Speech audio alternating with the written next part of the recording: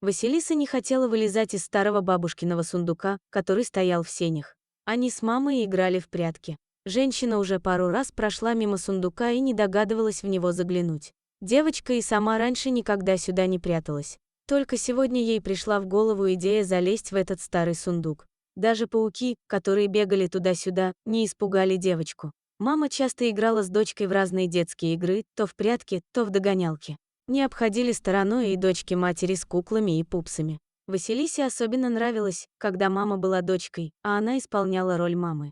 Детского сада в деревне не было, и как-то надо было развлекать ребенка. Но с приходом папы с работы все развлечения сразу же прекращались. Дома должно было быть тихо. Он очень уставал на работе, и ему требовался покой. Папа один работал в семье и один обеспечивал всех. Мама растила дочку в уважении к старшему труду. Когда папа приходил домой и ложился отдыхать, девочка шла во двор. Там у нее были свои развлечения и свои игрушки. Обычно все девочки боятся змей, лягушек, мышей и пауков. Василиса совсем их не боялась. Наоборот, они ей даже нравились, особенно змей. Тут возле задней стены дома у нее было что-то вроде серпентария. Папа обустроил, раздобыл где-то пару старых аквариумов, которые уже пропускали воду. Установил на специальной полке, чтобы девочка могла достать и самостоятельно за ними ухаживать. В аквариуме жила большая, жирная жаба, которую звали Клава, а во втором аквариуме ужик Митяй. Конечно, возиться с ядовитыми змеями ребенку никто не разрешил.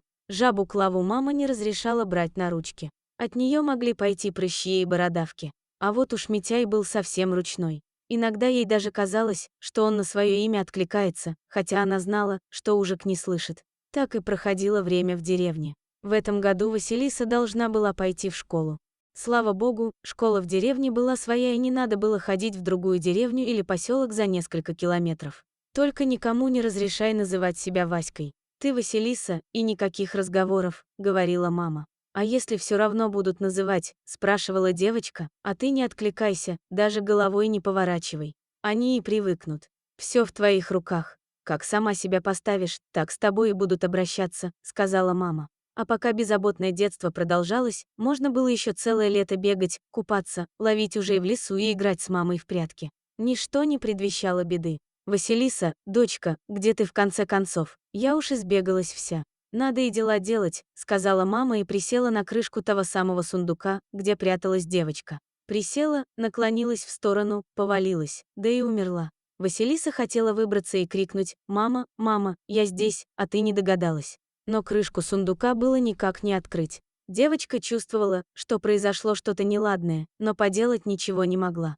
Когда папа пришел с работы, обнаружил страшную картину: мертвую жену на сундуке, а внутри плачущую дочку. Никто не мог и подумать, что молодая женщина так тяжело больна. У нее был тромбофлебит, в тот день было слишком жарко для подвижных игр, а она несколько раз подряд обошла весь дом, пока искала дочку, запыхалась. Присела на сундук в синях, там, где прохладно. Тромб оторвался, закупорил сосуд в сердце, и ее не стало. Вот так быстро и в одну секунду. «Все под Богом ходим, с каждым может случиться», — говорили люди на похоронах. Девочка вообще не понимала, что случилось и от чего. Где-то в глубине души она винила себя за то, что залезла в тот проклятый сундук. Но правда в жизни такова, что никто не застрахован от такой болезни, и никто не виноват, ни Василиса, ни тот сундук. Рано или поздно это должно было случиться. Положенные 40 дней папа погоревал вместе с дочкой, а потом пришел домой и привел тетю Машу. Соседи шептались: вот ведь какой бессердечный оказался, хоть бы годик подождал. А чего ждать-то? Он хотел, как лучше, чтобы у дочки была мама, чтобы дома уютно, хозяйство опять же. Тетя Маша была другая, совсем другая. Она была, конечно, красивая, но какой-то другой холодной красотой. Она была городская женщина и совсем не вписывалась в деревню со своими нарядами и каблуками. А еще она до смерти боялась всяких змей и пауков. После первого знакомства с Василисой она спросила девочку: «Ну как, я понравилась тебе? Поживем увидим», — спокойно сказала девочка. Василиса ответила правду, а что, она должна была кинуться на шею к незнакомой тете. Но Марии не понравился такой ответ, она не взлюбила падчерицу с того самого момента. «Васька, чтобы завтра за домом не было твоих гадов. В огород спокойно не пройти, высовываются и шипят. Это где видано?» Уже через неделю мачеха кричала на девочку. Конечно, Василиса не реагировала, ведь мама так научила дочку не отвечать, когда ее будут звать Васькой. «Ты что, меня не слышишь? — кричала мачеха. «Слышу, но я не Васька, у меня другое имя. Если вам нужен Вася, родите себе мальчика и называйте Васей, а я девочка и зовут меня Василиса», — отвечала малышка.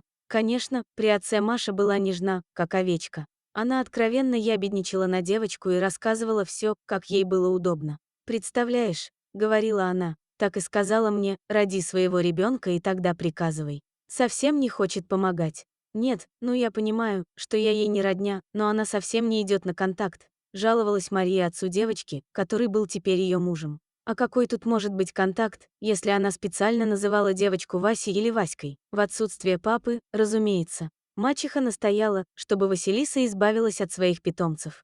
«Ну правда, дочка, ты должна понять. Маша человек городской, она не привыкла к таким животным. Она же старше тебя, ты должна уважать ее». «Да и то верно. Ну что это за домашние любимцы? Хочешь, я тебе котенка подарю?» — говорил папа. «Не надо», — отвечала Василиса. Конечно, она никуда не выбросила жабу Клаву и ужа Митяя, она просто перенесла их к себе в комнату. Мария принципиально не заходила в комнату девочки. Василиса решила, что там они будут в безопасности. Учеба в школе давалась девочке с трудом. Не потому, что она была глупая, просто целый день она думала только о том, чтобы мачеха не нашла в ее комнате Клаву и Митяя. Они хоть и стояли под кроватью в своих аквариумах, но все-таки мало ли что. К тому же Маша, как специально, однажды пришла в школу якобы встречать девочку и при всех несколько раз назвала ее Васей. С той поры все стали дразнить девочку Васькой, она уж и не знала, как отбиваться. Так и прошел год, Василиса и представить не могла, как она будет жить дальше. Мария насела на нее по всем фронтам. Девочка должна была и по дому прибирать, и воду носить, и в огороде пропалывать, а кроме того мыть посуду и подметать двор. Мачеха есть мачеха, что тут скажешь. И как-то раз к Маше приехали ее подруги. Она думала, что девочки нет дома и весело танцевала с ними в большой комнате. «А что ты не родишь своего спиногрызика? Чего возишься с чужой девчонкой?» — спросила одна из подруг. «Ой, признаться, давно бы родила, но представить не могу, что я буду делать с ребенком тут в деревне. Переезжать в город муж принципиально не хочет. Вот представляете, рожу, а эта дрянь малолетняя возьмет и торкнет в него чем-то. Нет, я этого не переживу», — говорила Маша. Василиса едва сдерживалась, чтобы не выбежать из комнаты и не закричать, что она никакая не дрянь, и ничего торкать в детей ей даже в голову бы не пришло. Да отравить ее и дело с концом, кто тут в деревне будет разбираться. Сожрала гадость какую-нибудь, может, нашла случайно. Подсыпь ей яду и все дела. «Правда, нафига тебе чужой ребенок? Нужно своих заводить», — советовали подруги. Василиса и обомлела. Слово в слово она все рассказала вечером папе. Признаться, ему уже надоела Маша с ее городскими замашками. Не понимали они друг друга, да и понимать уж не очень хотелось. Она совсем не была похожа на маму девочки, которую папа по-прежнему вспоминал и даже любил. Вот он и сговорился с дочкой подыграть ей. Конечно, ждать, когда Маша подсыпет яд девочке, никто не стал, просто Василиса притворилась, что ей плохо и сделала вид, что к вечеру умерла. Маша чуть не прыгала от радости, видно было, как ей трудно сдерживать свою радость. Еще бы, все само собой решилось и делать ничего не надо. И вправду никто ничего проверять не стал, купили гроб, уложили и понесли на кладбище. Все подходит и плачут, прощаются. Настала очередь и Марии. Не могла же она отказаться. Пришлось играть роль скорбящей мачехи. Наклонилась она над гробом, а Василиса возьми да и открой глаза, и из-под покрывала, как вытащит своего ужа Митяя, да как сунет его в лицо мачехи, а ужик не понял ничего, взял да и вцепился в щеку. Тут уж Василиса не могла сдержаться от смеха. Веселые вышли похороны, покойница смеялась громче всех, а вместе с ней и отец, увидев искаженное страхом лицо жены, да и все, кто был, тоже смеялись над Машей, как она бежала со змеей на морде. Ужа Митяя потом нашли в километре от кладбища. Василиса, когда выросла, стала ветеринаром. Машу они больше никогда не видели, а папа больше не пытался приводить в дом новых мам для дочери. Мама у нее всегда была одна, хоть и умерла слишком рано. Вот такая история. Дорогие друзья, если вам понравилось видео, поставьте лайк, а также подписывайтесь на канал, где найдете еще много интересного.